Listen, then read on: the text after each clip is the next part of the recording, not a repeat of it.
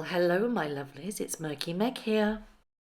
It's Wednesday, the 8th of May, and poor old Prince Harry. I almost called him Princess Harry then, which would be quite apt, wouldn't it? But it seems that actions have consequences, and Prince Harry is finding out that at the sharp end of the knife. Prince Harry is back in the UK. Yes, batten down the hatches, folks of Britain. He's back. The ginger one is back. He's back here for the 10th anniversary of the Invictus Games, which is being held at St Paul's Cathedral today. Now, there's been a lot of media fuss about Harry coming back to the UK, and a lot of PR puff pieces have been in the media, both the UK and stateside, saying that he's going to meet up with King Charles, he's going to meet up with his father, they're finally going to meet up. Well, it turns out he's been well and truly locked out of the castle, and they will not be meeting, not even for a cup of tea. After weeks of speculation about the reunion between Harry and his father, King Charles, Harry's spokesperson had to stiffly announce that a meeting will not be possible due to His Majesty's full programme. I mean, come on, that's one hell of a snub, isn't it? This just proves that quite a lot of the media that plays up the fact that Harry wants to have a conversation, that he's visiting, that they're going to have a chinwag, is all driven by the Sussex camp PR spin. The royal family are battening down the hatches and they're protecting themselves. Apparently, Harry had to put a brave face on the situation, saying that he understood his father's position and hopes to see him soon. Harry's spokesperson said in response to the many inquiries and continued speculation on whether or not the Duke will meet with his father while in the UK this week, it unfortunately will not be possible due to His Majesty's full programme. The Duke, of course, is understanding of his father's diary of commitments and various other priorities and hopes to see him soon. Now, cast your mind back to mid-February when Harry was on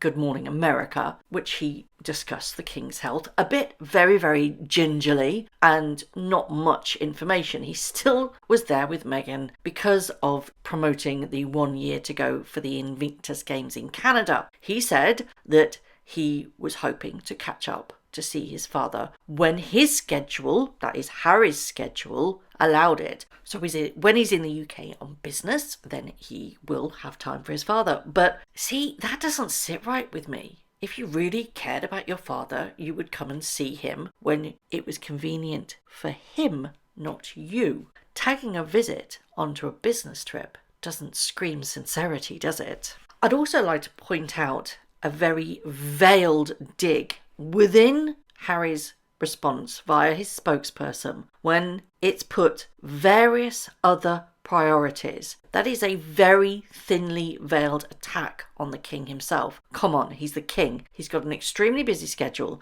plus he's also undergoing cancer treatment. That is very worrying indeed, that Harry is still taking snide jabs at his family.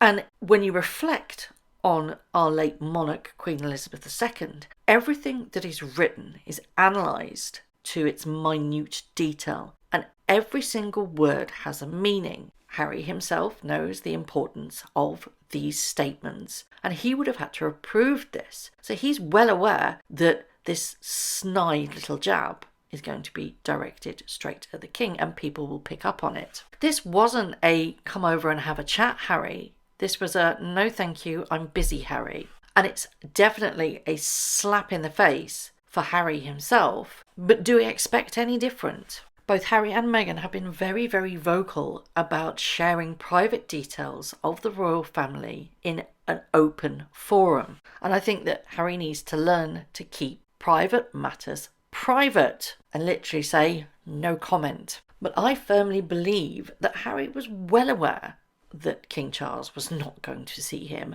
and this is another attempt to try and smear the royal family to make him look like the victim. He's not got time for me. Oh, diddums, what am I going to do? His other priorities come first. That then makes people talk. Well, isn't Harry a priority? He is the King's son. But you've got to understand what's happened over the past 3-4 years to actually make the drawbridge go up and the gates come very sternly closed.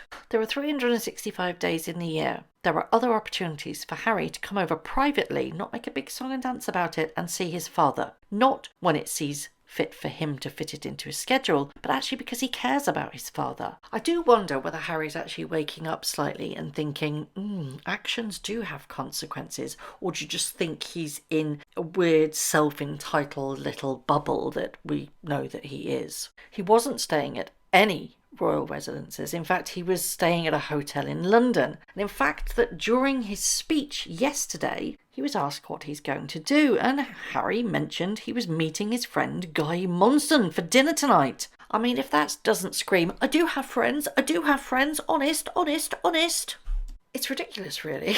You could laugh. It's like, yeah, I've got plans. I'm not just going to sit in my hotel room on my little own Todd. And the media's already picking up on this because they're saying that he's keen to let everybody know that he will not be sitting alone in his hotel room this evening. Again, he's oversharing far too much. Just shut it, Harry. Shut it.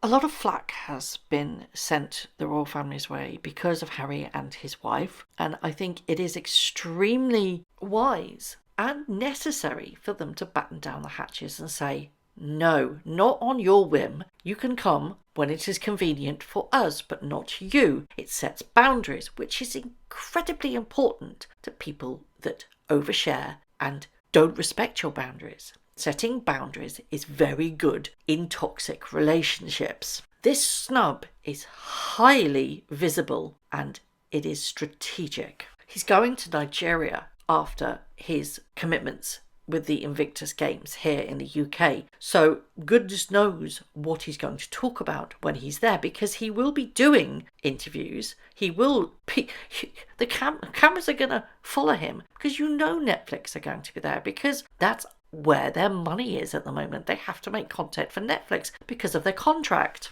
So by technically snubbing him and saying, no, I'm not seeing you, that then shuts off all oxygen and all information from the royal family should Harry wish to overshare again while he's in Nigeria. We saw him do this on GMA when he was in Canada. He didn't share a lot, but he still talked about it. What should have happened, and I've said this on my videos multiple times, is that Harry, before the interview, should set boundaries, and I speak about boundaries again, and say, we're not talking about this. Do not bring this situation up. I will not be talking about my father. But of course he doesn't, because that's what brings in the cash. Without the royal family, they have nothing.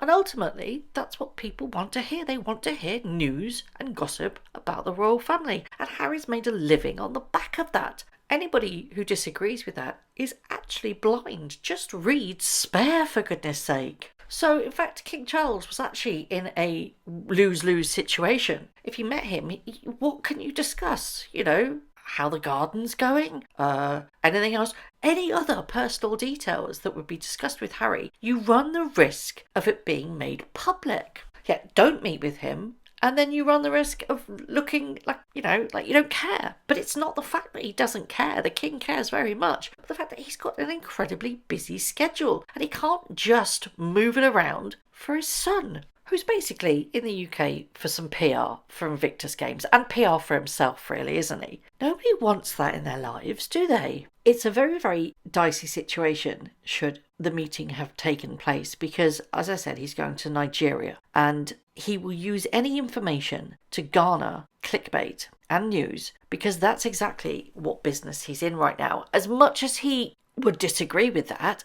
he is in the market. He and his wife, Harry and Meghan, are in the market of the PR game, because their PR and their character is just so low at the moment. And they are a toxic couple. People just don't want anything to do with them. I mean, look at what happened. The Met Gala has just happened. No invite yet again for Meghan Markle and Prince Harry.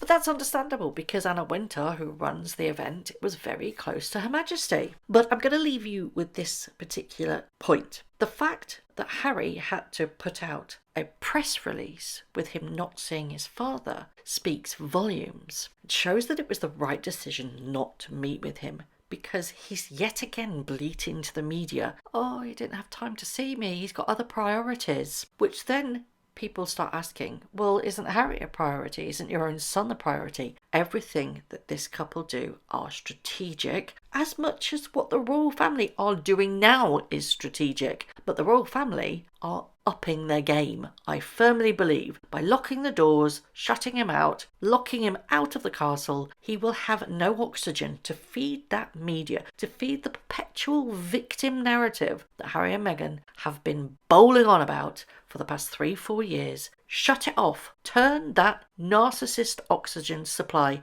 off. When Queen Elizabeth was alive, importance of words was everything, and timing was everything. This morning, it has been released to the media that Prince William is going to be made Colonel-in-Chief of Prince Harry's old regiment in a joint ceremony next week. Now, this wouldn't be a spur of the moment decision. This would have been in the pipeline for a very, very long time, but it's interesting that it gets put to the media when Harry's in the UK. Now, Harry has made reference to the dirty games people play, and he is guilty of playing those dirty games. I've done so many videos of the games that Harry and Meghan are playing. This is just the royal family biting back and literally sticking the middle finger up to Harry going, you play your games, we'll play ours. So I would like to know your opinions on this. Do you think it is the right decision for the king to say, actually, no, I don't have time for you. Find time at another time when it's more convenient for me, but because you're in the country doing your whole